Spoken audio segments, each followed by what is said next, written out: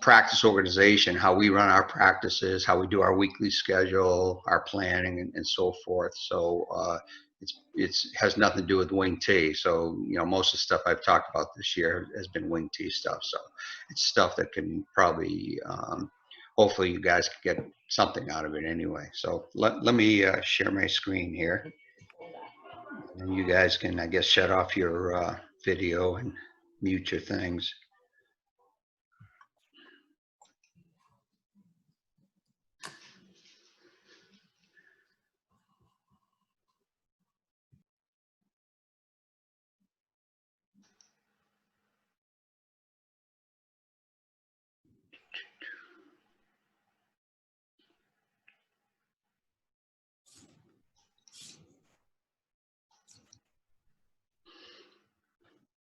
How's that? Can you guys see that all right? Perfect, Coach. Yep. Okay, good. All right. So first thing I was going to do is just talk a little bit about coaching staff. And, obviously you got to have a great coaching staff. And I was really lucky at Longmeadow. I had James and Nick St. George and all those guys with me for a number of years. And you just can't be successful without it. But when I look to hire coaches, and I know it's not easy when it comes to finding people to even work nowadays, given the amount of money you make and the hours and some of the, the time commitment, so forth. But anyway, I think you guys are kind of in a good situation compared to where we're at up or where I'm at in Maine. You guys got some resources with Springfield College, certainly, and Westfield State, both have phys ed majors, and then you get a bunch of colleges. So when I was at Longmeadow, I used to always make calls to those people, to Mike DeLong at Springfield and basically all the head coaches that were in the area and say, hey, do you have any guys who are looking to do an internship, or maybe have guys who are injured and whatnot that are interested in getting into coaching. So, you want to try to take advantage of that. That being said, when it comes to hiring coaches, and again, you don't always have a big choice, but my first thing is always to try to get somebody that is loyal, somebody that you can trust. My last few years at Longmeadow, I was really fortunate. We had great guys, and in fact, James Crawford and Nick St. George, John Rossio, most of those guys had young kids. And if you've been coaching for a while as a head coach, you know how difficult that is. And you tend to lose those guys. But I think those guys were just so loyal that they stuck around as long as I was coaching. And then, I know when I left and Nick took over his head job, as the head coach, he lost James, who's again now coaching at Central, but and John and a few of those other guys who all had young kids just because it's so difficult. So, but when it comes down to it, I'm going to hire somebody that I can trust, number one, and somebody who's a good teacher. How much football they know. I honestly, I don't think it's that important. If you've been around and you have a system, you're going to be able to teach those guys what you need them to know. Those of you who went to clinics this year, I was surprised to see how many women now are involved.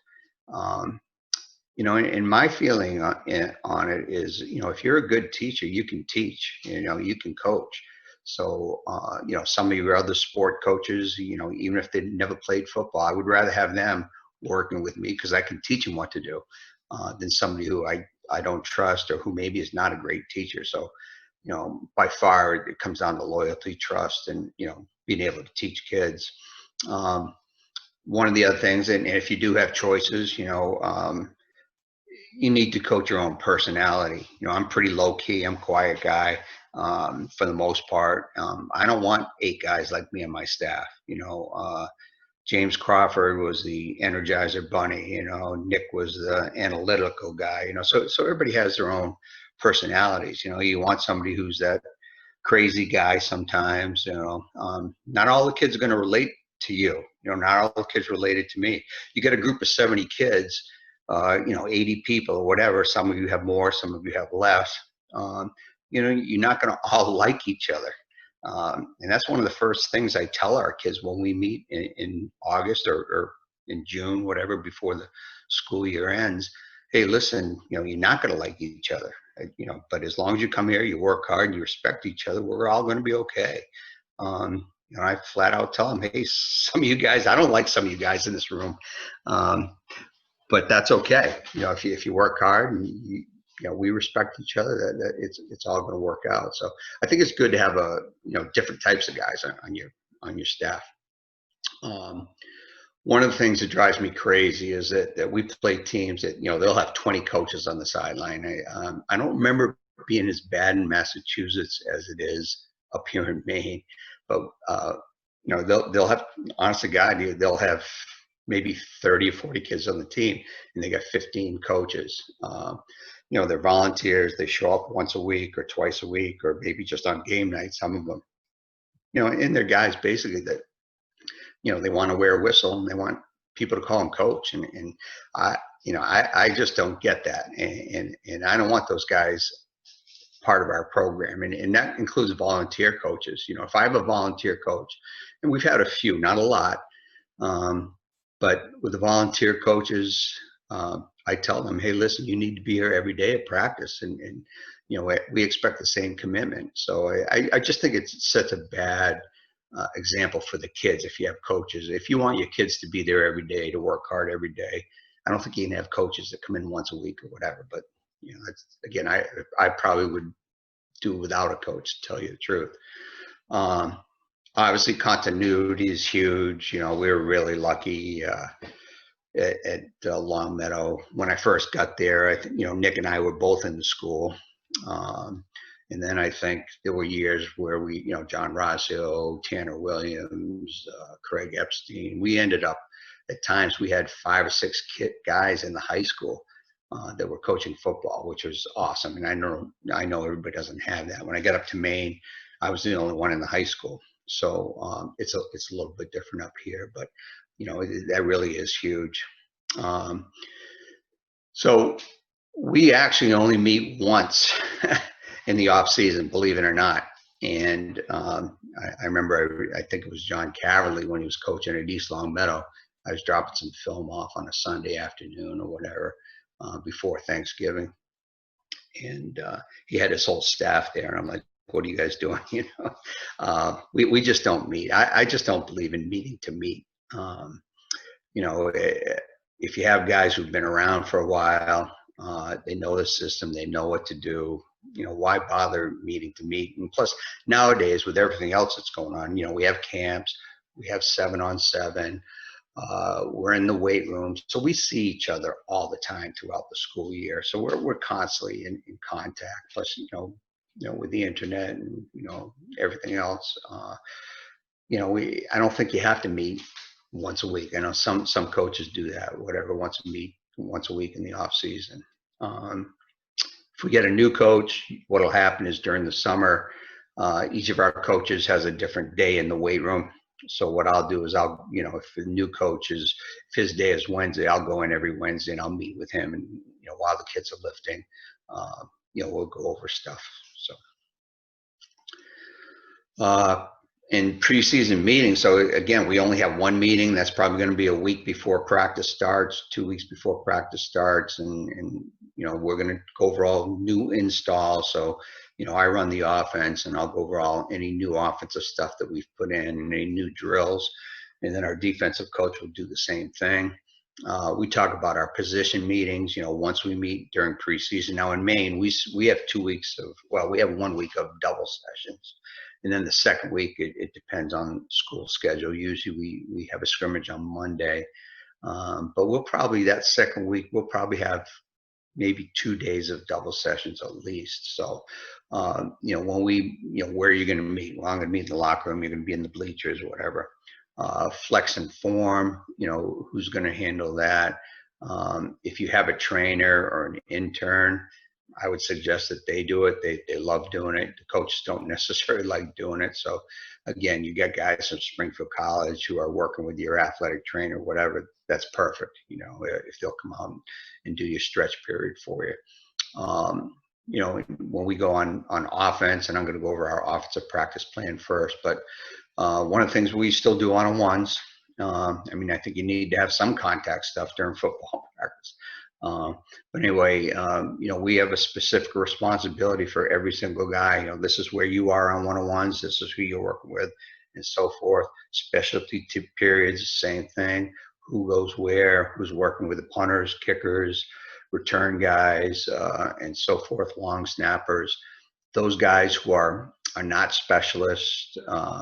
They're overdoing ball drills. So if it's an offensive day, it would be our tight ends, split ends, running backs who are not specialists. If they don't have a specialty, we have a coach who's going to run the ball drills and so forth. For the offensive and defensive linemen, that's an extra individual period on that day. Kicking period responsibilities, who's going to, if we're doing punt, for example, I coach the punters, so I concentrate on the punter and the fullback. My coach that works with the long snapper, he concentrates on this long snapper. I have one coach who takes the right side of the line, one guy who takes the left side.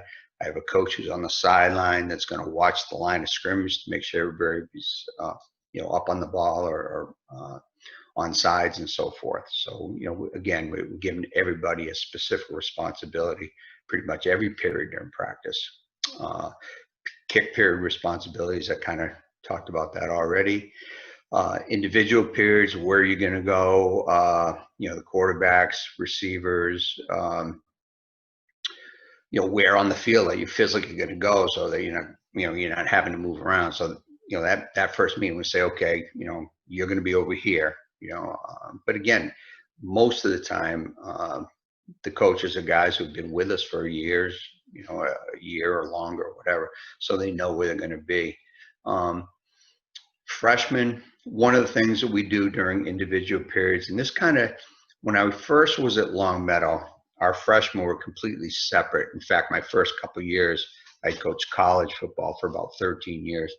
And when I went to Longmeadow, our freshman team didn't even run the same offense. I think our offense coordinator was from Florida, and I kind of let him do his own thing. And I said, listen, just teach him how to block, teach him how to tackle, and how good stance and so forth, and basic fundamentals, and we'll be okay. But then I realized after a couple of years that we really needed those freshmen to be running the same system, same numbering system, and eventually down to the youth programs. When I first got to Longmeadow, they actually played, I don't know if it's still the same, but back then, and I don't remember that, I think it was the Suburban League and the City League or something like that, but the Suburban League was basically the smaller schools, and Longmeadow had a team in the 7th and 8th grade. They had one team in the 5th and 6th grade, and one in the 3rd and 4th grade.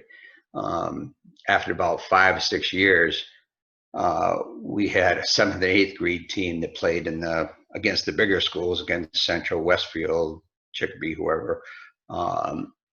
We had another 7th and 8th grade team that played in the against the smaller schools.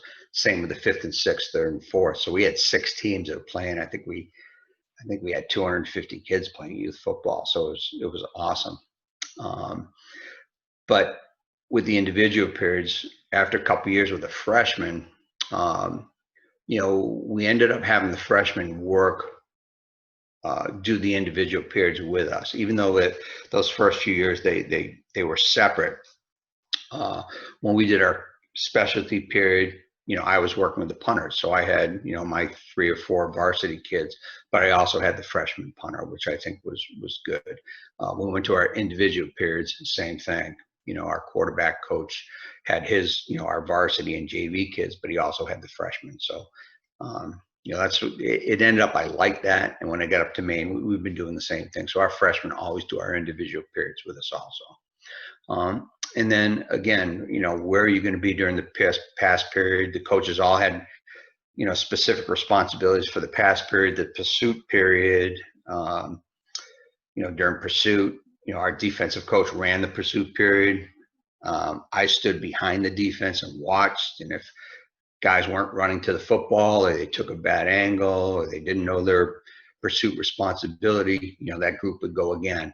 And then, I would have 3 coaches on one sideline, 3 coaches on the other sideline. One was on the line of scrimmage, another one at 5, and then another one at 30, just checking pursuit angles and so forth. So, and that went for our team period, our goal line, and even conditioning period. Our coaches all have a responsibility. Practice policies. Our kids, when I first got to Longmeadow, we had kids that missed practice. Kids were injured. They couldn't practice Tuesday and Wednesday, but were ready to play Friday night. That didn't last very long. So our kids, they have to see me to be dismissed from practice, and the athletic trainer. So I don't make the call on terms of injuries or illness or whatever, but I expect them to see me and then see the trainer and find out whether they should be at practice. So if a kid is injured, he's at practice, he's going to watch or whatever. If he can't, if he's sick, that might be different. But anyway, they have to let me know that they're going to not be at practice. And during practice, we make sure that they stay with their group. They learn and they listen. They kind of follow the group around. Make sure you're on time for all meetings and practice. We don't have a lot of rules here, so this is going to go quick.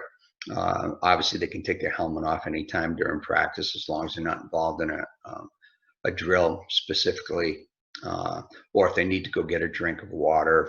We've got the watershed going, and they just go over as long as, again, that they make sure somebody's in there for them.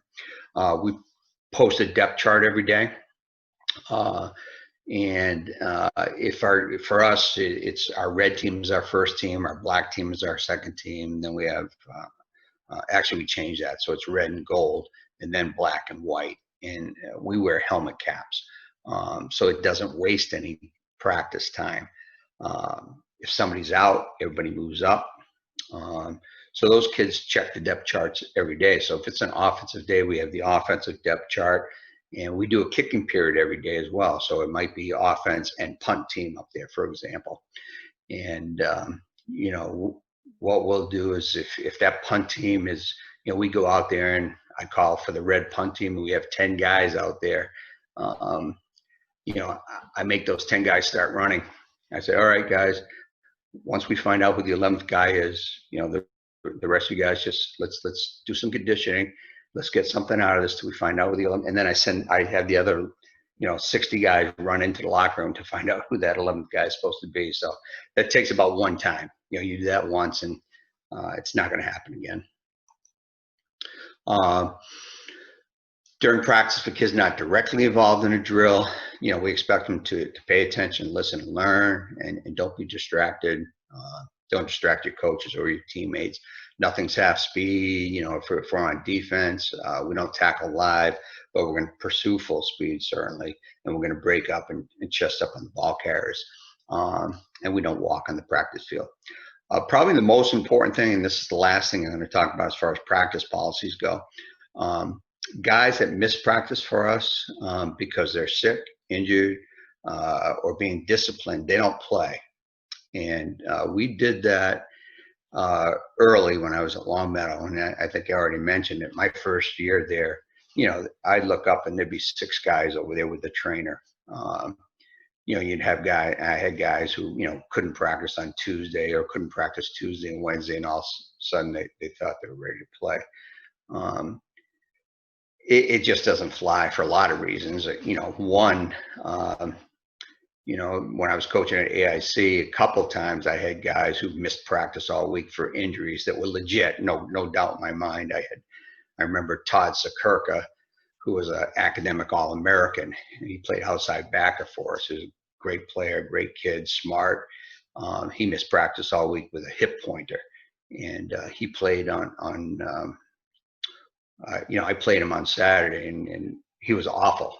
And that happened once or twice, 1 or 2 other times. And kids got to practice. I mean, you just don't play well, number one. But the other thing is guys who are at practice, those kids that are putting in the time, that they're every day, they deserve to play.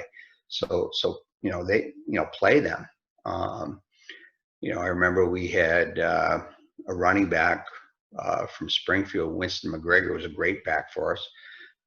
He missed the first week of preseason, and we went into our first couple scrimmages, and he was running with a third team, and he had to work. So he had, I think it was legit, but the kid was playing behind him and practicing every day. He deserved to play.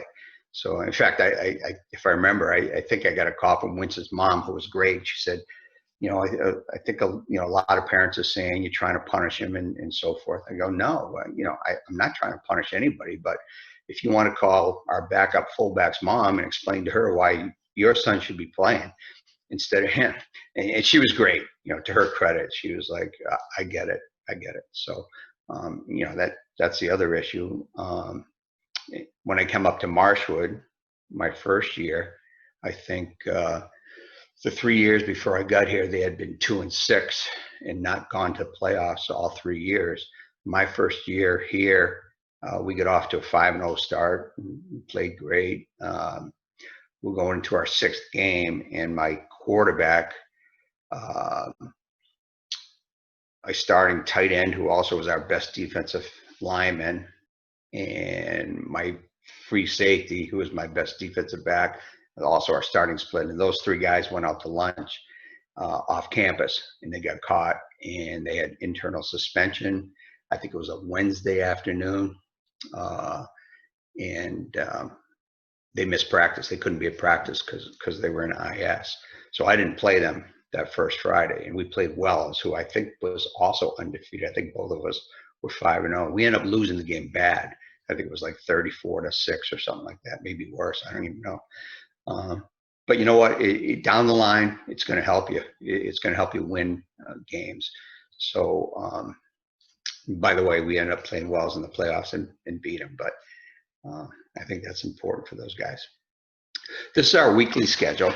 I should have started out with Sunday because that's a little bit different than I was at Longmeadow. When I was at Longmeadow, we used to practice Saturday mornings. I don't know if any of you guys still do that. If you do, don't. What a waste of time. You get guys who are still sore from Friday night. You haven't really looked at the film. I've gone home and I look at it, but I haven't broken it down. Probably haven't looked at your scout, who you play in the next week and so forth. So I just thought those Saturday mornings were a complete waste of time. The only thing you get out of it maybe is you get stretched out a little bit. But again, we always had a few guys who couldn't even practice on Saturday morning. So when I got up to Maine, what I did is we took Saturdays off, which is probably the best thing we've done. So we play our games Friday night. Our kids don't come in again till Sunday night. So we'll meet at Sunday night, usually at 6 o'clock. And for the first hour, we're going to watch film. Now, obviously Huddle is a huge advantage, compared to 15 years ago. But so the kids have already gotten the film. So Friday night we play. Saturday morning I break down the offense. My defensive coach breaks down the defense, and we send the film out to the kids. So they have it by noontime on Saturday. So when they show up Sunday at 6 o'clock, they've all watched the film. They've watched all the comments we've made on Huddle. So that film session only takes about an hour.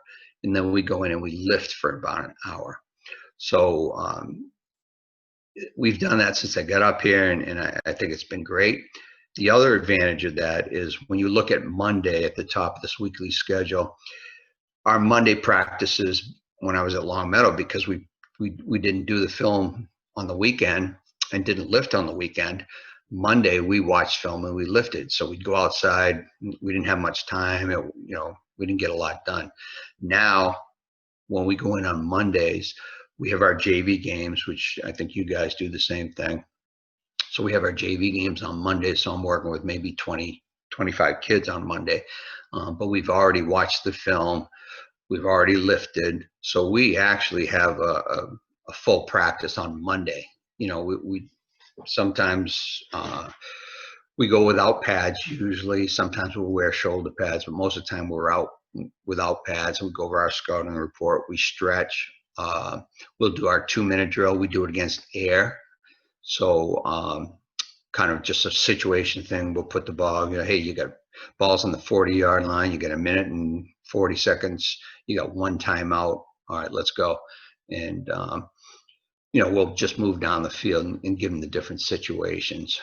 And then we do our situational offense. Now, you know what? You'll see that when I show the offensive practice plan. But basically, situational offense is, we'll do all the stuff that we don't really practice during our team period. So it's stuff like quick kick, reverses, that type of stuff, sneak, quarterback sneak, whatever.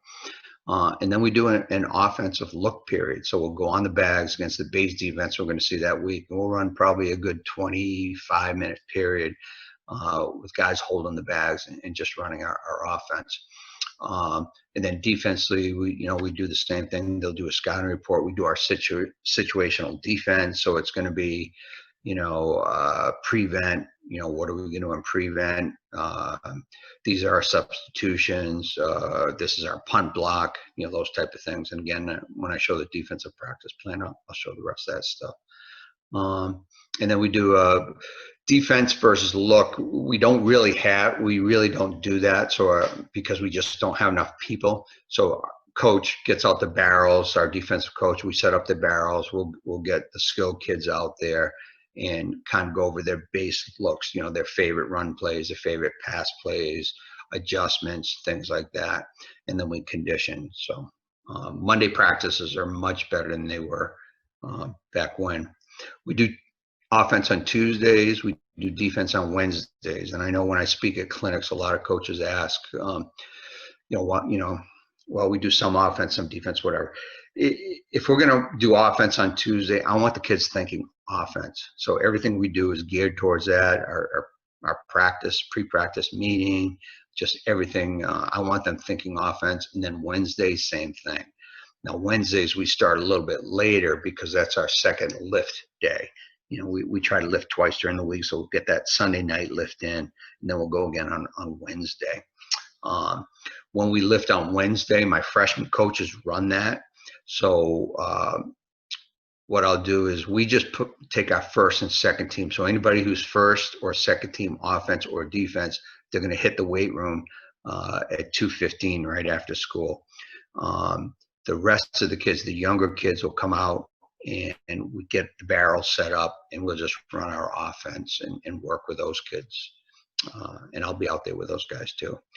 Thursdays, once we stretch, we have a kick game review, just like, we do specialty first actually, and then we have a kick game review just like everybody else in the world. And then we do offensive situation again. So we'll do that same thing on Thursday. We do a pass period first, and then we do situational offense. And I think I have Thursday's practice plan up here also. Fridays, after school, we'll do a walkthrough. So when the bell rings, the kids will come down, they're in their street clothes. We'll just kind of, offensively, I usually go first with the offense, and we'll set up the base defense we're going to see, and we'll just kind of walk through everything offensively, and then defensively we do the same thing, any adjustments and whatnot against their favorite plays, run and pass plays. And I think I already mentioned Saturday we're off. So this is what our offensive practice plan looks like. We get out of school at 2:15 and we start at 3 o'clock. So the kids have plenty of time to see the trainer or check in with teachers and things like that. And the second thing we do is our one-on-ones, and I'll show you how we run our one-on-one period. That's the only full contact thing that we do. And honestly, it's the only full contact thing we've ever done, even going back to my days at AIC. So it's about I have it down as a 10-minute period there, but usually I try to steal a couple minutes from flex and form, a couple minutes from specialty. It ends up being maybe like a 13, 14-minute period with the one-on-ones. And then we have a specialty period, and each coach has, I mentioned before, they each have a specialty they work with. I work with the punters. Our running back coach, he's going to work with we have one coach who works with our running backs. It takes the returners. Our other running back coach takes the quarterbacks and fullbacks, and he works on any of our shotgun reads. We're still a wing tee, but we run quite a bit of stuff out of the shotgun now. We're about maybe 40%, 45% in the shotguns. So we do run a lot of stuff where we'll read the backside 5 technique or whatever. And then our centers will go over there and work their shotgun stuff.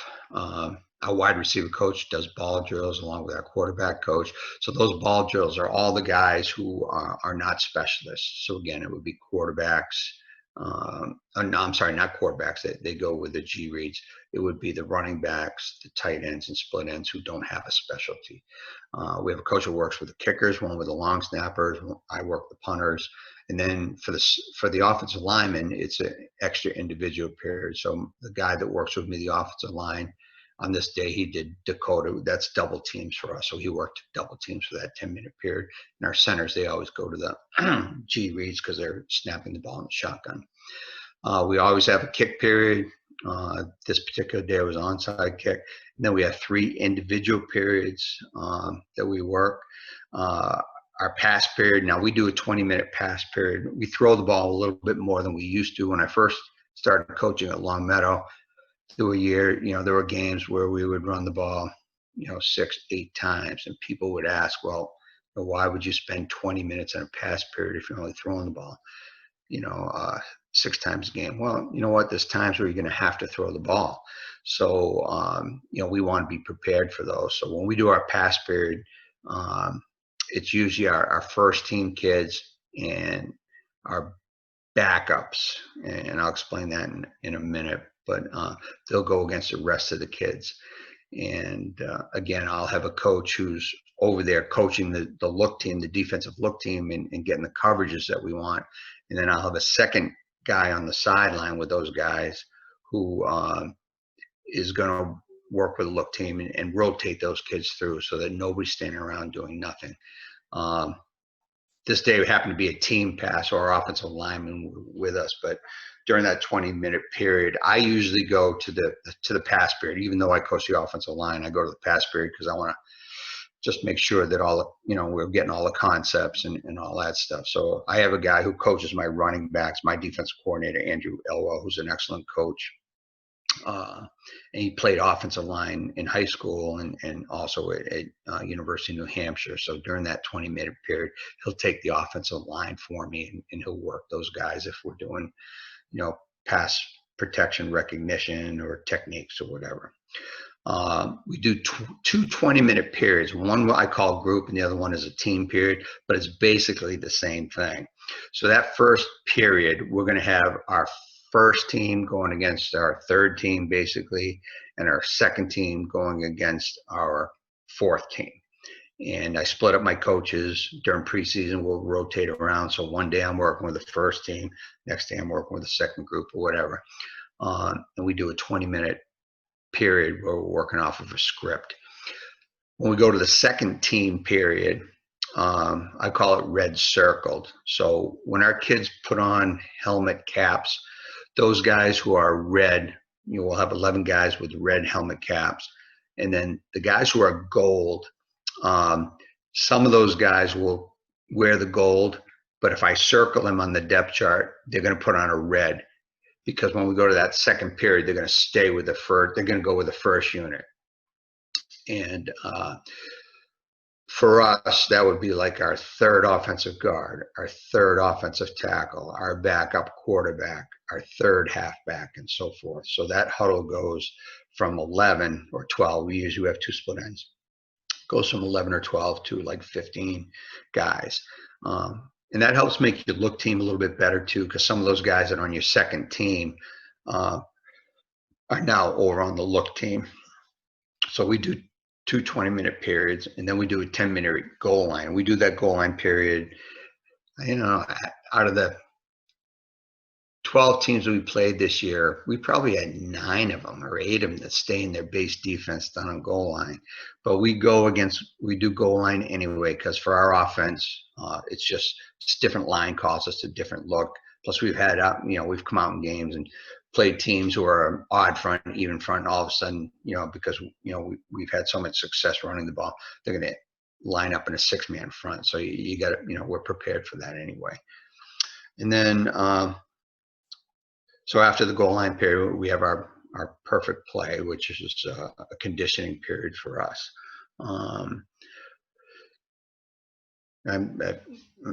You know, if you guys have questions about what perfect play is, I'll explain it at the end when we ask for questions and so forth. So our practice goes from 3 to 5:20. We don't always do conditioning. It depends on a few things, which I'll also talk about in a few minutes. This is our one-on-one drill. So when we do one-on-ones, we split up into two groups. And again, my defensive guy has the defensive line. I take the offensive line. My running back coach is back here with our running backs. You don't really need anything with the quarterbacks, but to me, it's you know, it's a 12 or 13-minute period. The reason we do it to start practice is at the beginning practice we stretch and we go right into one-on-ones on offensive days. I just think it sets the tempo for practice. You know, we want to have a good up tempo practice, and the kids get excited about doing one-on-ones. So we're going to do that first. And then, you know, we do the rest of that stuff. And then at the second level, we'll have our split ends and defensive backs over here as stock blockers. So our split ends and running backs are stock blocking, and then over here they're going to switch over and they're going to be defensive backs. So those kids who are running backs, so can go from the running back line to the stock block line to the defensive line. So they'll rotate through. So when we do these one-on-ones, one group will be just our red and gold kids and all running backs and receivers, just because we need extra bodies. The other group is going to be our black and white group, and they don't have the stock blockers and running backs. So it's just one-on-ones, and our freshman coaches will take those guys. I think it's important. You know, again, it's close quarters anyway. The only thing you got to be careful is, you know, off the stock block. If the defender beats the stock block real quick, you got to have a quick whistle so that this guy, if he's stood up by the defender or whatever, you don't want somebody to get hurt during the periods. You know, I've been doing it for, shoot, I don't know, 45 years, 44 years, whatever. And I don't know if we've ever had anybody really get injured during one-on-one. So this would be our defensive practice plan. Usually they meet before practice and talk about, even though we've done it on Monday, we do it again on Wednesday. And basically, you know, it's a refresher for the varsity guys, but it also helps the look team guys, so they know, you know, what type of things we're looking at, and, you know, the types of motion and things like that. So it helps our look team as well. We go into our stretch period, and then we go into a tackling period. And you know, again, each coach has a tackling station that they work with. I'll show you what those look like in a second. And with the tackling stations, they'll rotate. So we have 6 groups basically, and they'll go from station to station. And that's about a 15-minute period. We do our specialty period. We do our kick period, which again, those 2 things we do every day. Defense, we usually do 2 individuals instead of 3. We'll do a pass period. And again, we don't do team pass on defense usually. But we'll have a 20-minute pass period. Sometimes we'll cut that down to 15 if we're playing a team that's not throwing the ball a whole lot. And then we do our pursuit period, which takes the place of our group period offensively. And then when our team period, and that team period is about a 25-minute period. Again, we do a goal line period, and then we finish with condition. So the format on the offense and defensive days are pretty much the same thing as far as the, you know, the order and the times that we do everything. Thursday practices, you know, we go out, we do our specialty. It's you know, we only take about 5 minutes after we stretch. We take about 5 minutes for the specialty period, just basically loosen them up because we're going to do all of our kick game anyway. So we do a complete kickoff review. We do a pass period, and during the pass period, that's an offensive period for us. So we'll actually have 4 groups. So on our game field, our first team is going one direction, our second team is going the other direction, and they're running all the pass plays off the script for that week, and we do it against air. While that's going on, our offensive line coach, actually our running back coach, who works with the offensive lineman during that period. He takes those guys down to the practice field and reviews our protections against whatever look we're going to see that week. Our black and white team, they'll do the same thing. They'll go down on the practice field, and our JV freshman coaches will work with those guys, and they'll do the same thing. They're going to run those pass plays against air. We do our group offensive period, which I mentioned. We do this on Monday as well, so we do it twice a week. And basically what that is for us is any unusual plays or things that you might not practice and put on your practice script. So we're always going to have a reverse in. We're always going to have a halfback pass in. So we'll run those type of things: reverses, halfback passes, sneaks, code blue and white. We have color calls on offense. So, we might run a play and, we start yelling code red, code red. That means we're going to, repeat the play that we just ran. If we ran a play and maybe we're unbalanced and the team didn't adjust and we have a big play, we might run the same play. Code blue, code white, those are all specific plays that we would run. Tunnels, we work our screens and draws just for timing. 89 max, the ball's on the 1 yard line coming out. This is what we're going to do. Quads, that's basically Hail Mary, so those type of things, any of the unusual stuff. It only takes about 10 minutes, and we do that with our first and second team.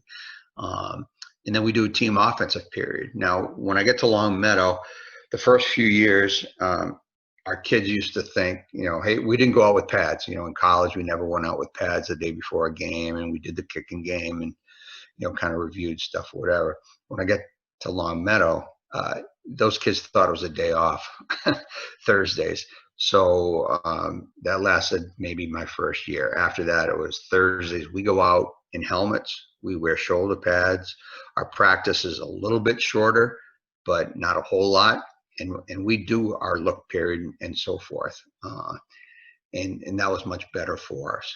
So we actually do about a 25-minute team offense, and that'll be our first and second team going against the bags, against our third and fourth team, against whatever look we're going to see that week. And then defensively, we do a group defense, and they're going to do the same thing that we did during the group offense. So they're going to go over things like punt return, because our defense handles that PAT block, Mickey Mouse rules. If you get some funky formation, this is your rule. You find number 2, you find number 3, etc.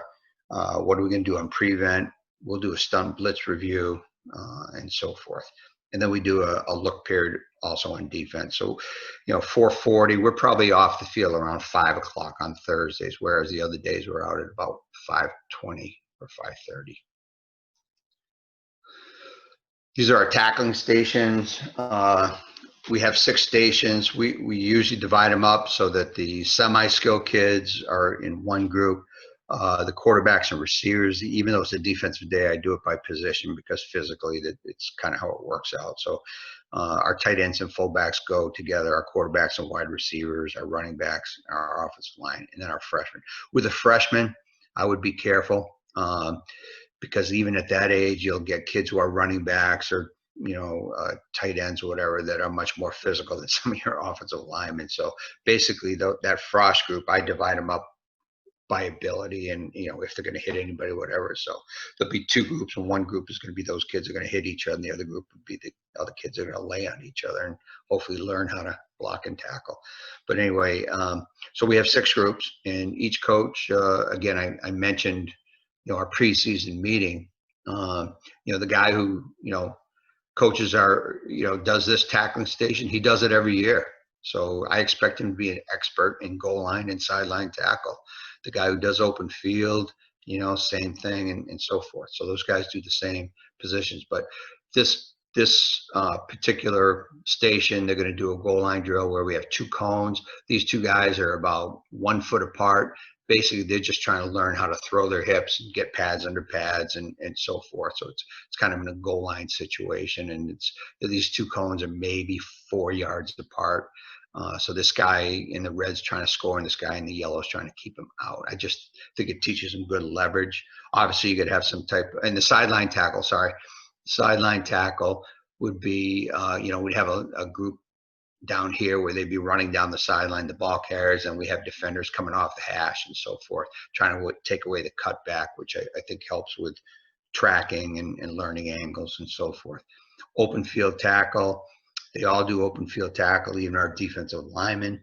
I think it's good for, how often do they make an open field tackle? Not very, but you know what? The quarterback's scrambling around. You got a defensive end or a defensive tackle who breaks free. If he learns how to break down and just slow, he's probably not going to make the tackle.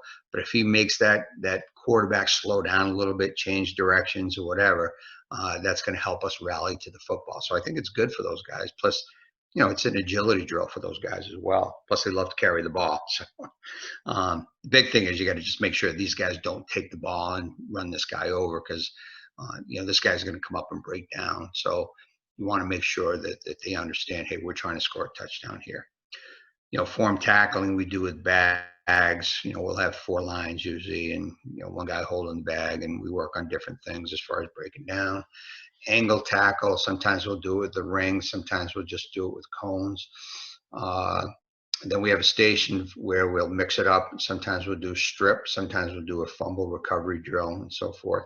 And then this year, I think I'm going to add, eliminated one of the stations. We're going to add a tracking drill at I think it was down at Nike. There was a guy named Andy Ryland who played linebacker at Penn State. So if you get a chance, Google him and look at some of the drills. He played linebacker at Penn State, but his whole family was like All-American. I think a couple of them were in the Olympics as rugby players. And he talked a lot about different tracking drills and so forth, which I thought was great. So I think we're going to try to incorporate some of those this year. Practice organization. We post our practice plan. We put it up in the locker room every day. So when the kids come in, they check it, they see what they're doing, even though it doesn't change a whole lot. And we also, they check the depth charts every day. I send copies to our coaches. If you have managers who work with you, student managers, you want to send it to them as well. I've had kind of a problem up in Maine getting people to help me out. But at Long Meadow, it was awesome. I always had, 3 or 4 girls usually who worked with us as managers, and they were great. I would give them the practice plan and they would go through it and see what we're doing. If you have that luxury, I would have our managers go out before practice and they would set up everything, put the bags, they know where the offensive line is going to be, where the secondary is going to be. If we're doing tackling, if we're doing defense that day, they know the tackling station. So they set up the cones and whatever. So the practice field is all set up. So when we go out there, we're not wasting time. I'm big on repetitions in practice, and I hate to waste, 2 seconds of practice. So those managers go out and set everything up for us, and it was awesome. And then after practice, they would break everything down as practice kind of winded down. And we get down towards that conditioning period and goal line period where there's a lot of the equipment they would put away by then. When we do our team periods, I had managers, a lot of times I would have them read the scripts. And I thought that helped our coaches. I want my quarterback coach watching the quarterback on every play. I try to focus on I'm probably the worst guy at it. I try to focus on the offensive line and watch those 5 guys. But fortunately, I have a guy who helps me. But, our tight end coach is great. He watches the tight ends every play, and our split end coach, et cetera. So if you got managers that can just, all they do is read the play, if it's a defense, if it's an offensive day, gold over 248, they just read off the script. If it's a defensive day, they just hold up the cards. So, they can be helpful that way too. We keep the same daily routine. You saw the practice plans. You can see that it's pretty much the same every day. So the kids know, and again, it all comes down to saving time in practice. When we go out and that whistle blows, they go over to stretch. When that next whistle blows, bang, if it's an offensive day, they run over to one-on-ones. If it's a defensive day, they run to their tackling stations. When that's over, the whistle blows, boom, they're going to specialty period and so forth. So they know where to go, and it saves a ton of time. So we try to stay in the same routine. We can shorten periods or lengthen them. Sometimes we'll omit a period, but the format itself pretty much stays the same. Players on the depth charts, they wear the helmet caps, and I already talked about that. If somebody comes out there and, they don't have a helmet cap on, I make everybody run. Everybody take a lap while Joey goes in and gets his helmet cap.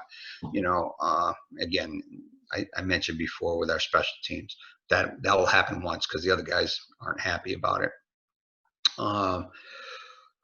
Repetition, I just mentioned a minute ago, we're big on repetition. I want to get as many plays run as possible on an offensive day. So when we get in that first team period, I'm trying to run 25 or 30 plays. I get into that second 20-minute period, I'm trying to run 25 or 30 plays. In the goal line period, I'm trying to run 15 plays. So we're on the run, and I make my coaches coach on the run. So when a kid comes back, like if we're in the pass period, there'll be times where a kid doesn't run the route exactly the way I want him to, and I'll start to say something. Hey, and my receiver coach or my running back coach, I got him, coach. I got him. So, they already know, and they'll just say, hey, listen, when we do this, you got to break that off at 15 instead of whatever. And again, I mentioned this before. Coaches have to have a responsibility during all practice periods. There's nothing. I hate when kids stand around in practice, and I hate it even more when coaches stand around in practice. So I don't want to see guys with their hands in the pockets, talking about this, that, and the other thing. You're out there for 2.5 hours. I expect our players to practice for 2.5 hours and give us a great effort. I expect our coaches to coach for 2.5 hours. All right. How are we doing time-wise here, Nick? Will. You're doing fine, Coach. You got plenty of time. Don't worry. Okay. What time are we at right now? 55, I believe. 7:55. Okay. All right. Good. All right. Just some random thoughts. I might have mentioned this already. We don't have a lot of rules. I think the days of fast and hard rules are long gone. When I first started coaching, I think you could get away with that a little bit. But and it's not just inner city schools. It's all of us. Marshwood is kind of a blue collar town, so it's quite different from Long Meadow. But Long Meadow, we had a lot of the same issues. So you have kids who have drug and alcohol problems. Kids with special needs. You have kids from broken homes. Up here in Marshwood, I've had a couple kids who are homeless. So it's different. And, we're a blue collar community here. Every single kid that I taught or coached has a job, the girls included. So, and it's not just during the summer. A lot of them work year round. They're working on the weekends or maybe even at nights during the week. So it's quite different than Long Meadow, which is, it can be a disadvantage. I think one of the great advantages that we had at Long Meadow was, you had kids who didn't have to do that. So our kids at Long Meadow could afford to go to, 2, 3, 4 football camps during the summer. The kids at Marshwood, they can't. Some of them will go to a couple camps and so forth. And not everybody there is poor, certainly, but there are some kids who just can't afford to do that. So we run a wing T football camp, which is basically what I used to do at Long Meadow. So we'll have 5 or 6 schools come in and we run wing T stuff, and I try to get all the kids to go to that. So I charge a minimal amount so that we try to get everybody there. But in the old days, you could just say, if a kid missed practice for this, that, or the other thing, it was okay. You're done. I'll see you. You might give them a second chance. But nowadays, and the rules aren't the same for everybody. And once in a while, that'll hit you in the face. Somebody will say, "Well, so and so, you did this with so," but the circumstance is different for every kid. So basically, what we tell our kids is, they're real simple. You follow the school rules, whatever they are. I don't even know what they are. I don't even care what they are. You find out what the school rules are, and you make sure you follow them. That's your responsibility. There are certain things that I'll go over with as far as, bona fide team rule and substance abuse and things like that. But follow the school rules. Make sure you're here on time every day, practice or game or whatever, and then don't embarrass anybody. Don't embarrass us. Don't embarrass your football team, your coaches, or your family. And then give us your best effort, on and off the field. And if kids do that, we're going to be happy. And I've been reading a lot of stuff online the last couple of weeks about all the stuff that's going on with the racial tension in the country and so forth. And I keep seeing stuff about football, and you know what, it's so true. And I'm sure you guys are the same. Some of the kids that I coach, I don't, sometimes I'm shocked when I find out something about a kid, that he's homeless, or that he has a lot of money, or that he's, a good student or whatever, and I didn't expect it. You just don't know sometimes about those kids. But everything that's happened in the last couple of weeks, I think you got to try to find out as much about those kids as you can. Oh, let me go back to that.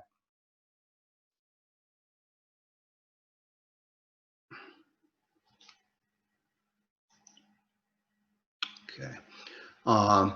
So I think you have to compromise, with kids nowadays, because they're not all the same. Sometimes you throw that kid off the team. It might be the only structure he has in his life. So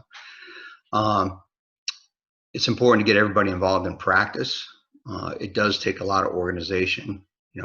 I know it drives me crazy. I've actually heard coaches say this at clinics. Well, I got 60 kids, I got 70 kids. I don't know what to do with them. I wish I only had 40 or 50 or whatever. And, I'm like, are you crazy? I would take 100 kids, 150 kids if I could. Not just for their reason, but for our reason, for football wise, I think it's huge. It's a huge advantage to have the numbers like that. But it does take a lot of organization. I remember a couple of years at Long Meadow, I think towards the last couple of years, 2010, 11, 2009, I think we had over 100 kids. So we had 110, 115 kids. So it was awesome. We would run a look period, and I would have my defense over there, and we would have 4, I think sometimes we even had 5 look teams. So those 5 teams would be lined up across the sideline. And as I said before, our managers usually would have the card. They would go to the first group, they'd run a play. Our defense didn't have time to catch their breath because the second group's out there on the ball, the third team, the fourth, and then the fifth, and they're running those plays. And we're getting a ton of reps. So, it takes a lot of organization, but, and the other thing is, keeping those kids organized. There's nothing worse than if you have kids who are standing around on the sideline and watching, and they're not, if they're on the look team and they're hiding over there, you know what? They're not doing anything good. They're not helping your team. It only leads to problems. I've actually sent kids home, and, sometimes, I get pissed. I'll be sitting there, and, we'll be running offense, and, our young kids are over on defense or whatever. And I see some kid sitting on the sidelines, and he doesn't go in there for 10, 15 minutes. I'll send him home. It's be like, just go home. You don't want to help. You don't want to be part of the team. You're not going to do something to help us be successful. Then just leave. We don't need you here. You don't want to be here. Just go home. So you need to keep everybody involved. I've talked about depth charts before a little bit, but we put up new depth charts every day during preseason. And we do that for a bunch of different reasons. Number one, when we go into preseason, we tell the kids, hey, listen, we don't care what you did last year. I don't care if you were a starter. I don't care if you were all state. This is a new year. You are competing for a position. Now, this isn't, we're not Alabama, so it's not like, at Alabama, if you're the first team guy and you screw up, you get 3 guys behind you who are just as good probably. Even when, even Division II and III football in college, at AIC, sometimes that was tough too, because our second team kids weren't as good as the first team kids, and our third team kids were probably freshmen. So, but that's the premise we go in with. But you'll also have a number of kids who truly are competing for positions. So that first day when we go out, our red team, our red offense, they're going to be the 11 guys who put the most time in the off season.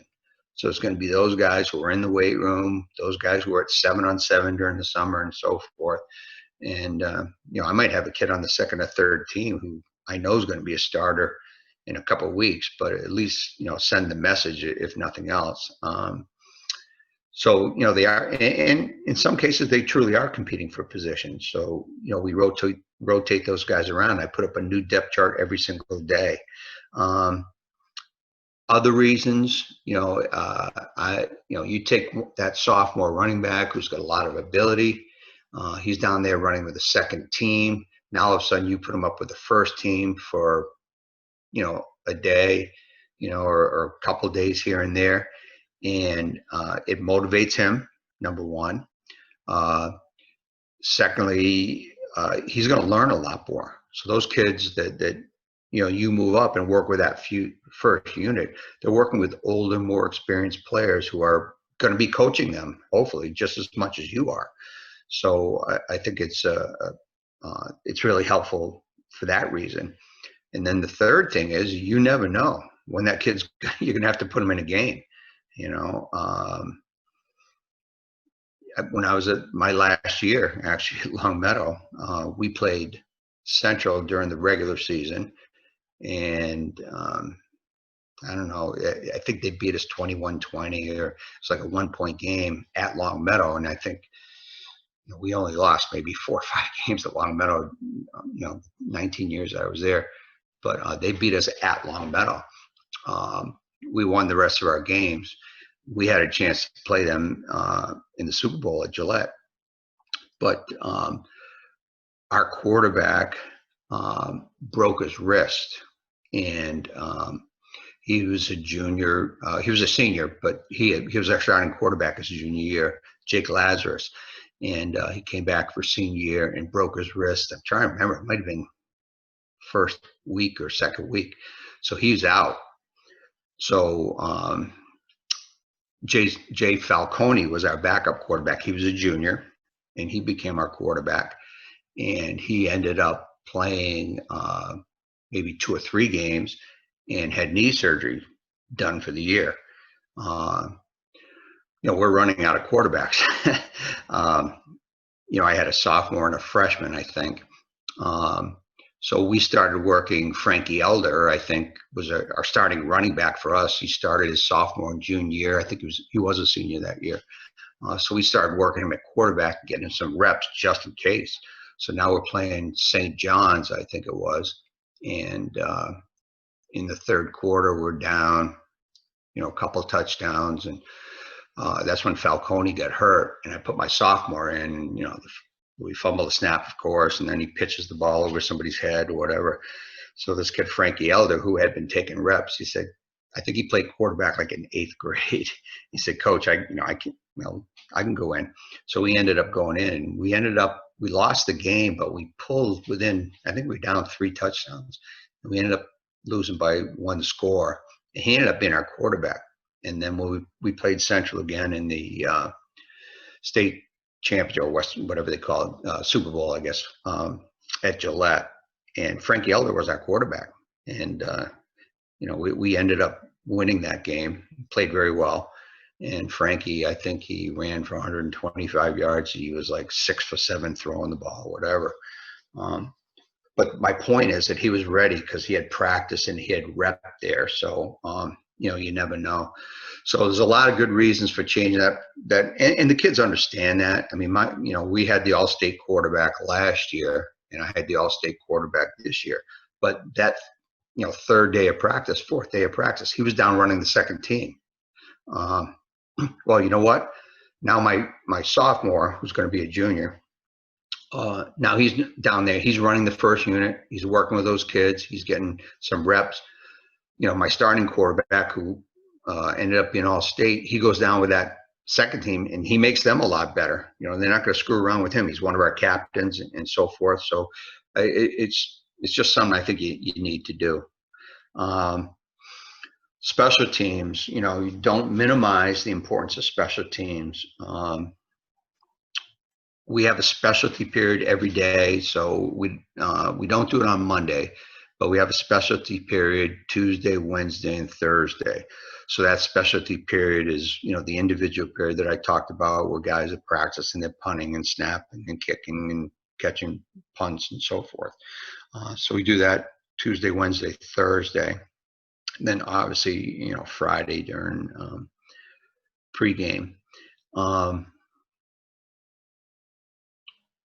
For the offensive linemen, you know, it's also, and defensive linemen too, it's actually an extra individual period as well. So, we do our kicking period. So Tuesday, Wednesday, and Thursday, we have our specialty period. And then that's followed by our kicking period. So Tuesday and Wednesday, we're going to pick a phase of our kicking game every Tuesday and Wednesday. So Tuesday might be punt coverage, you know, Wednesday might be kick return or whatever. It's usually whatever I think we need the most work on. You know, if we didn't do a good job on it or haven't been doing a good job on it, that's going to be what we do Tuesday and Wednesday during that individual period. Thursday, we do all phases of the kick game. And we start that during preseason. So right during doubles, that first day, offensively in Maine, the first 2 days are no pads. So Monday and Tuesday, double sessions, just helmets. So we do just offense those 2 days. But we also have kick periods during that. And I start with punt because that's probably the longest as far as the learning and teaching those kids and assignments and so forth. I think it's most complicated. So we'll actually spend probably those first maybe 3 or 4 days on punt. And then the 5th day, you know, we'll probably go into PAT field goal, then kickoff, kick return. But we do it right from day one during double sessions. And then the last thing I have here is conditioning. Conditioning for us is not a necessary evil, you know. We had a team at Long Meadow. We ended up losing to St. John's in the Super Bowl. And I'm convinced it was because we were so good during the regular season. I'm trying to remember the year. Andrew Dyken was our captain. But we won every game so easily that we were done by halftime. So our first team kids, I don't know if they played in the second half of any games that year. So now we play St. John's and they've got to play a full game. I don't know if that's a pretty good excuse or not, but anyway, you know, that team never conditioned. We did not condition once that year. We didn't have to. We're out there from 3 o'clock to 5:20. You're out there for 2 hours and 20 minutes. Our games don't last that 2 hours and 20 minutes. So those kids are running around and practicing hard. In every period, they're going as hard as they can. It's not necessary to practice to condition. So we don't do it. With the rest of the team, that was probably the only team I ever had that never conditioned. Other teams, you know, some teams we've had have conditioned every single day, you know, because they didn't work that hard during practice and so forth. And other teams, it just depends on the day. You know, if we have a good practice, the kids run around, you know, I think they've worked hard. We don't need to do conditioning. Once in a while, offensively, we will do a conditioning period at the end of practice just because I think we have to do it for other reasons. And I call it perfect play. And I had mentioned that when I threw up the practice plan. Perfect play for us is we're going to have 4 huddles. Our first team's going to be up there. They're going to huddle up. I'm going to give them a formation. I'm going to give them a play. They need to have a great huddle, a great break, sprint to line of scrimmage, have good splits, execute everything, and they'll do a 40-yard sprint or whatever. and they go to the other sideline, and one of our other coaches will give them another play in another formation, and they do the same. After that first team goes, and our second team goes, and so we go through it. And the reason I do that is a couple of things. I think the big thing is that I mentioned that we're big on repetition. So when we do our team periods, that's the last thing on my mind. We do 2 20-minute periods, and we do a 20-minute pass period and so forth. I'm not worried about the huddle. I'm not worried about, guys hustling out. I'm not, all that stuff. So we want to get as many repetitions as possible. So we're in and out of the huddle, and half the time the kids are running back from the huddle or whatever, especially in the pass period. We're yelling out the formation and the pass play to them because we want reps. So I'll do that perfect play sometimes just so that we get that, so that when we get into a game on Friday night, that we are disciplined in doing the things we need them to do. We run, we're a wing T team, so we'll run a lot of unbalanced stuff. And there's certain plays I like to run on a quick count, things like that. So they need to hustle to the line and so forth. The other thing out of perfect play is I think it's a good offensive drill because it puts the pressure on the kids, to do everything perfect, from split to stance to assignment to, effort. Right down the line.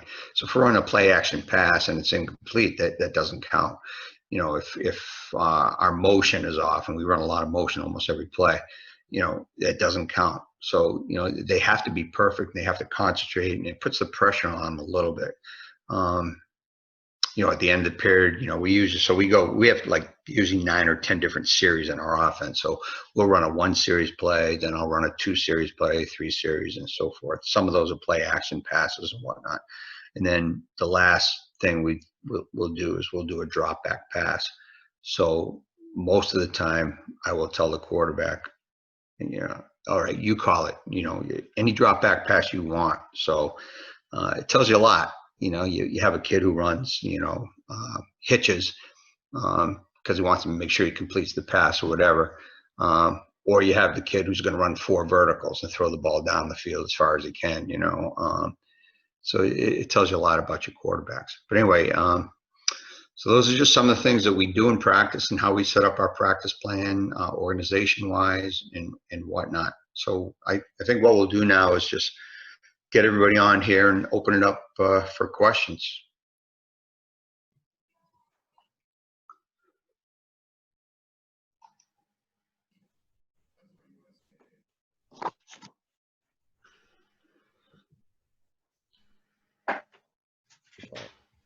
Make sure all you guys turn on your.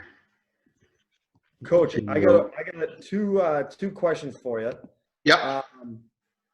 First off, how many of your guys go both ways? Who am I talking to here? Scott? Hold on, I got to get myself off the screen. Tommy, Coach. Yeah. Tommy. How many guys go both ways? What's the? Up here, we have how many kids we had? We had about 55 kids on the team last year. So that's a little bit down from the last couple of years, which concerns me. We went from 73 to 65 to like 55 this year, and we've been pretty successful. But I would say, let's see, on offense, I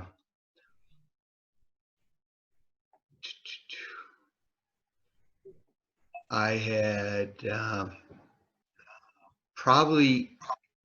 I guess we probably had about 7 or 8 guys that went both ways. Yeah. So,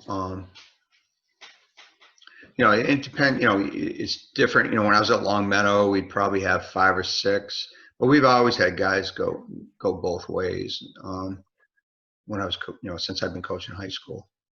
How about, and the only other question I had for you, I know you guys go on Sundays. Have you ever thought about going Saturdays and taking Sunday off? No, I hate Saturdays because, like I said before, do you guys play Friday night? We play Saturdays. So with all the coronavirus stuff, we've actually talked about lifting on Sunday because there's less time in the weight room. So we're talking this year about going Sunday and then going Monday off, which essentially for you is going Saturday, taking Sunday off. Yeah. Now, as I said before, we play Friday night games. So Saturday morning, we haven't looked at our opponent's film much enough. We haven't broken down our own film. We looked at it quickly. I go home after the game and I'll watch the film, but it's basically, let it run through quickly and see the blaring mistakes, whatever. But it's not like when I get up Saturday morning and I do that film, I grade every kid on every play. Yeah. So, if our first play is, gold over 336, I'm going to put up the play, the formation, whatever. I'm sure most of you guys do the same thing. Anybody that makes a mistake, I'm going to write something. Yeah. So it could be anything from, a poor first step to a poor effort is probably the worst. And so forth. So I'm going to make a comment. So on that first play, I might make 5 comments, because guys don't do things exactly. I'm kind of a perfectionist, I guess, but guys don't do stuff exactly right. So I'll put down 5 comments. And that first day, actually, and I'm glad you brought that up, Tommy. When you guys meet and have that first film session, I talk to the kids for 5 or 10 minutes and say, hey, listen, you guys have all watched the film. You read the comments and so forth. We're going to go through this again because this is learning. This is all about learning. It has nothing to do with you doing a good job, a bad job, me criticizing you. This is all about learning. We need to get better. So if there's no comment up there, you can just assume that you did the right thing. And I don't have time to say, hey, that was, if a kid does something that's just out of this world, makes a great block or makes a great effort, I'm going to highlight that and make sure everybody on the team sees it, because that's what we're looking for. But if a kid executes, does what he's supposed to do, there's no comment. So I tell them, hey, just, realize that you did the job, you did what we need you to do. But when you put those comments in, they're in huddle so the kids can see them right, Saturday before they show up to meet with you. You're saying, right? Yeah. So we send them out. We do it first thing Saturday morning. I do the offense, and Andrew Elwell does our defense, and we send it to them by noontime on Saturday. So they've got all Saturday and all day Sunday to look at it. And honestly, I'd be surprised. You might have some kids who are on the second team that didn't get into the game, that didn't look at the film. But any kid that got into the game, I can almost guarantee that he's looked at the film. Yeah. So we go through it quick, and I tell them, hey, you got to have a thick skin. I can't compliment everybody on everything that's, we're trying to learn here. So I'm going to tell you the things we're doing wrong. So don't get upset, Yeah. What's the second question you asked? No, that was it. Sorry. Okay. I got to run. But Coach, I really appreciate it. Eric, thanks for putting this together. That was awesome. All right, Tom. Good seeing you. Take care now. Thanks, Coach. Coach, I have a question. And maybe go back to your AIC days, or if you happen to be at a team with a lot more numbers and you were able to 2 platoon. Yeah. Would you simply, for offense, repeat your Tuesday schedule on Wednesday for that routine continuity, or would there be other fine-tuned details you'd get into? You know what? That's a great question. How many kids how many kids in the program? Well, I'm at Central now, and Yeah. we have 127 kids. Okay. We have 2 platoons. We don't use any two-way players. Nice. I think probably what I would do, and again, I've never been in the situation, so you probably know more about it than I do, or Coach T or whoever. But I'm just thinking out loud. I think what I would do is, even with 120 or 30 kids, some of those kids on your second defense are not going to be anywhere near as good as some of those kids who are playing offensively for you. Absolutely. So I think I would teach all of those offensive kids a defensive position. And I think I would have them on defensive days at least do the individual periods and so forth. And then maybe when it came to the team periods or whatever, maybe then take them separate and get some extra work on offense and vice versa. Yep. Um, That makes sense. that's just my, that's the first thought that comes to my mind. So Thanks. nice problem to have, Coach. No, it's. I'm new to it. It was last year was my first year at Central, so I realized how spoiled I am. Yeah. Now, where were you before that? I was at Minnechaug for 7 years and then Agawam Okay. before that. Okay. Yeah. That's a nice problem to have. Yeah, it's ridiculous. Coach, on the other side of the spectrum, over at Smith Vocational there in Northampton, which is a Yeah. division small school, and it's myself and I got 2 other coaches. That's it. And as far as the paid staff, it's just the 3 of us. We ended up with 40 kids this year, which is great for us. However, they come from a regional school, so we have kids. Probably half of our kids never seen a football, and they come from different parts of the state, especially on the Western Mass side. And, they come from different programs, if there is any youth football where they're from. Yeah. So we're 3 coaches and 40 kids, and some of those kids don't even know what a stance is, don't know what a play is, doesn't know what formations and stuff. You have a lot of kids standing around. And we had one of our kids from last year, our quarterback, came in and tried to help out a little bit, but really struggled to try to get quality time, not just with our starters. We spent a lot of time trying to get our young kids. We only had 1 senior out of those 40 kids. So all the other ones are young freshmen that are coming up. You're trying to get them up to speed and keep them involved. Yeah. But, at the same time, we lost a lot, our varsity team, trying to get them guys in play. And we had a lot of kids standing around, losing interest. And it was I found it to be very difficult. Any suggestions on that side? Yeah, as far as the coaching aspect, like I said, first thing I would do is I would call UMass, I would call Westfield State, I would call Springfield. You already reached out to your quarterback who played for you, so the more help you have, the better, obviously. So I would do that. As far as the kids go and stuff, we play. Our league is kind of funny. We 3 years ago, we had like 75 kids. We're not a big school, but we had like 75 kids playing. But we play some schools that have 30 maybe or 40, so they have less than you guys. It's difficult. It's hard to practice. I've never been in that situation. So my first year up at Marshwood here, I think we did have 40 some kids.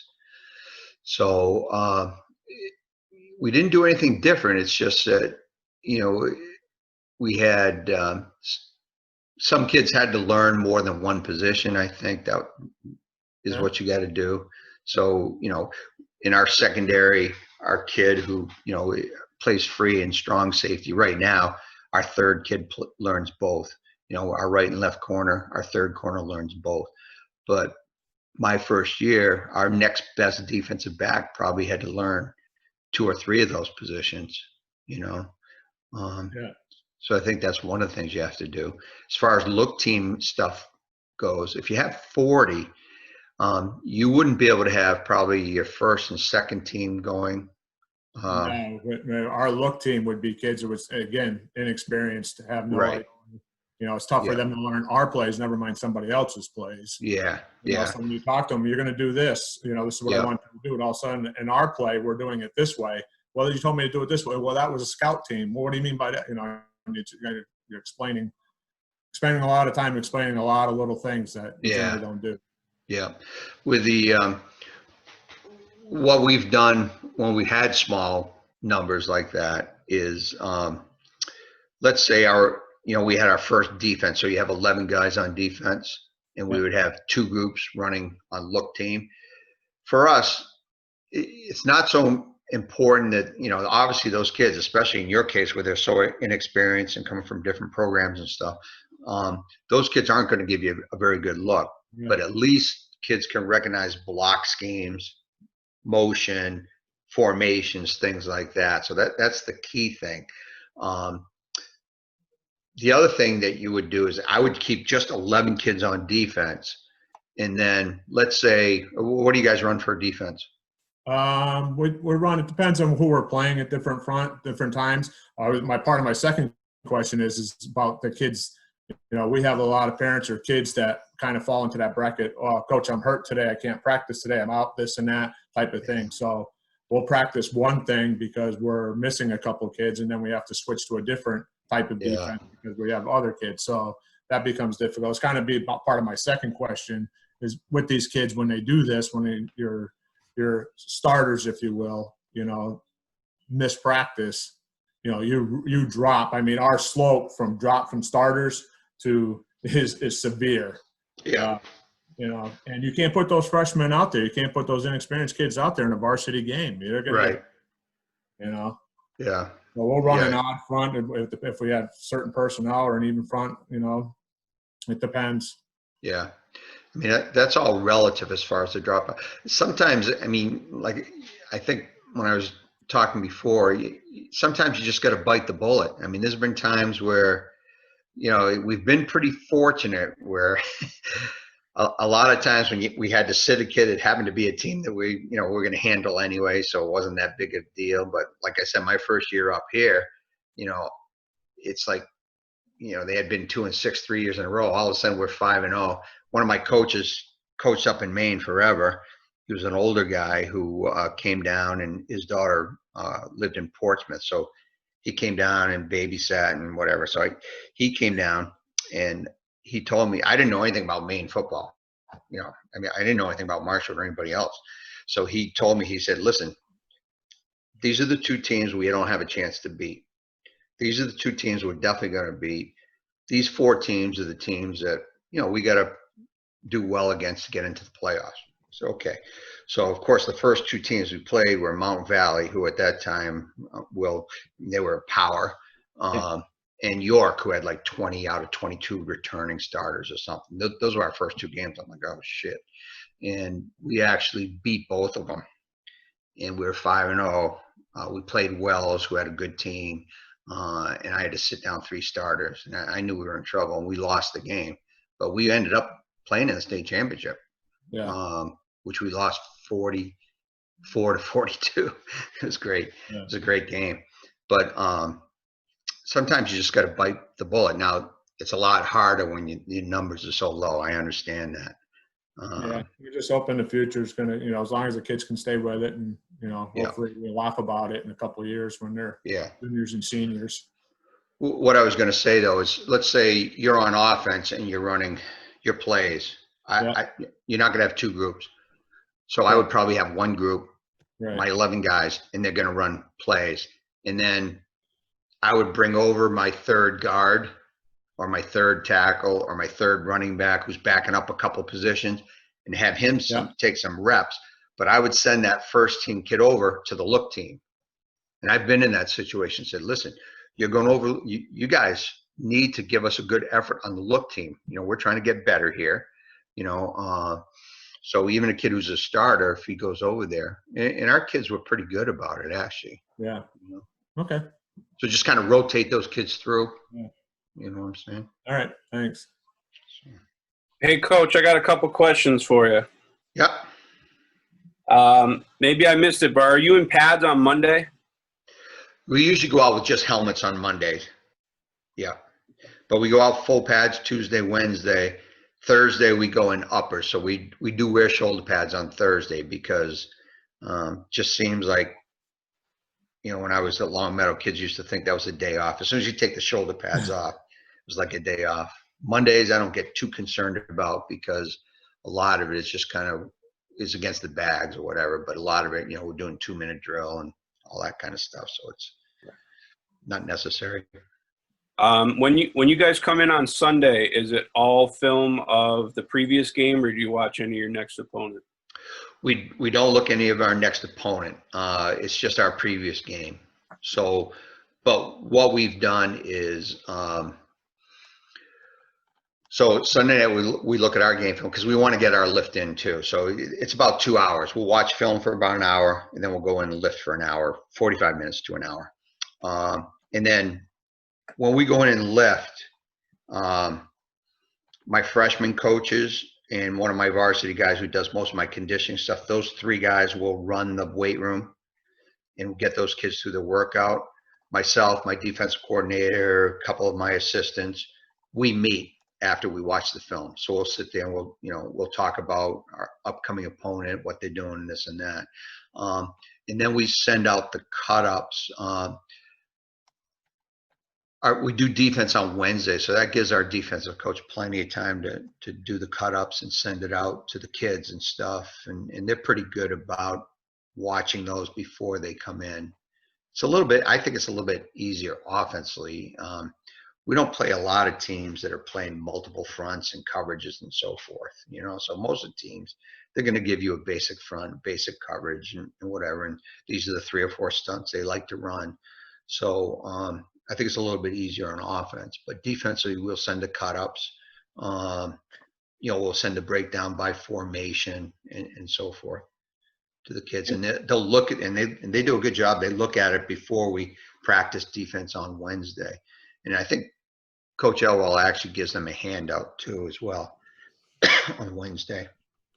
And with your staff, do you give them all, certain responsibilities in huddle to do all that stuff? Pretty much, I have a coach who goes Friday night, goes home, downloads everything. Saturday, I do the offense, and Andrew Elwell does the defense. So basically, it's just the 2 of us, one on offense, one on defense. The rest of the guys will look at the film and break it down, but they don't get involved with that kind of stuff. Matt Hediger, he helps Andrew a little bit with some of the breakdowns.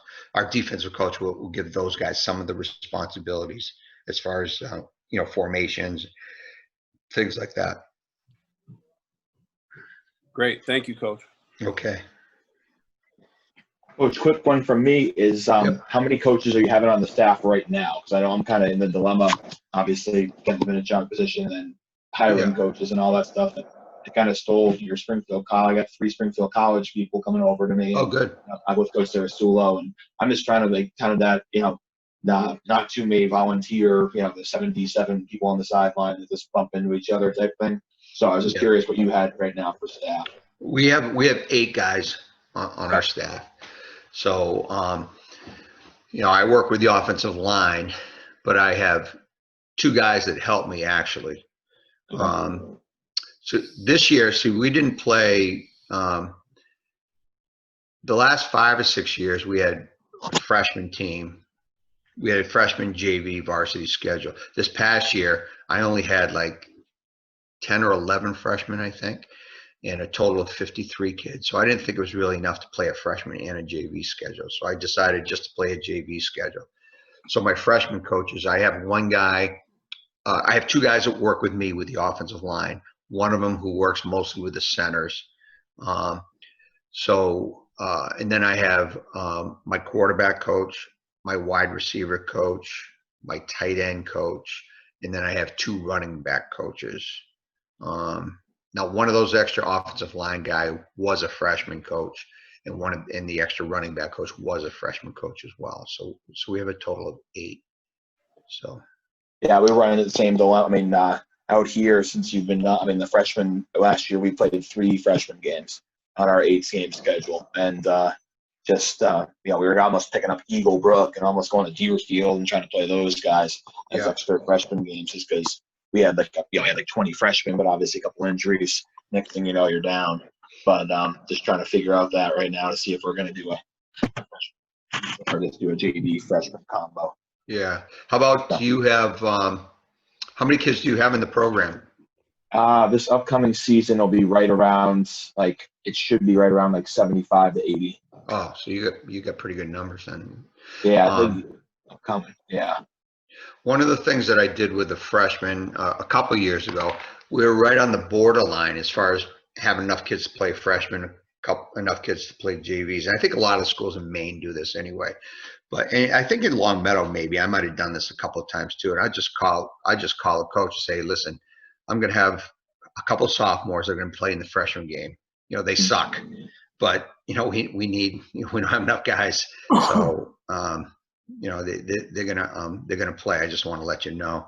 We laughed. I had a kid a few years ago who led the world in rushing because I think he was a junior but he was one of those kids who he was like second team for us. So we had a good team. So he got in the second half of every game, and he was a pretty fast kid. So, he'd rush for like 70 or 80 yards in the varsity game. He played JVs on Monday, and we didn't have that many kids on. So he played freshman on Thursday. I think you guys have rules as far as the number of quarters per week, right? Mm-hmm. Yes. Yeah, see, we don't have that here. So I don't know how many. I mean, we play teams that take advantage of. We've played kids JV games, and you see these freaking guys lined up that played for their varsity Friday night. But so. Well, Will, I'll see your 70 guys with my 29 on week 6 this year. So, yeah. Hey, Coach. Quick question on your perfect plays. Yeah. Do you have you said it's about a 10-minute period when you do it? Yeah. Are you trying to hit Are you trying to hit a certain amount of reps with that, or just based on the plays if they're executing them? No, that it is a conditioning period, but okay. I don't see the point of running sprints. If we were going to do conditioning on a defensive day, I'm going to have my defensive lineman get into a stance, cross rip, and sprint. I'm going to have my linebackers backpedal, shuffle, run. I'm going to have my defensive backs backpedal. I'm going to have them do something that relates to football, So I know you said earlier, do you do a pursuit drill? Yeah, that's always part of our defensive practice plan. Yeah. Okay. Yeah. So, and that's a little bit of conditioning, but we'll do like usually we have 4 groups: our first defense, second defense. So they'll do and then they jog back. So while they're jogging back, by the time they jog back, it's almost time for them to go again. So it is decent conditioning as well. And usually with the first team kids, I start with those guys. I usually end up with those guys, so they get an extra one in. And I usually make those guys repeat more times than anybody else. If I get a kid on my 4th team who takes a bad angle or doesn't, he's supposed to be counterpoint and he takes off or whatever, I just tell him, but the first team kids, hey, everybody back here, we need to do that again. Gotcha. So, but I don't like I using. really like the idea of not huddling. What's that? I really don't like the idea of not huddling. Oh, okay, yeah. We do huddle, but it's half-assed. So it's because, again, I just want reps. I don't care what the huddle looks like and all that stuff, So. Right. No, I get it. That's awesome. Well, thank you. Thank you very much for doing this. Oh, thanks, guys.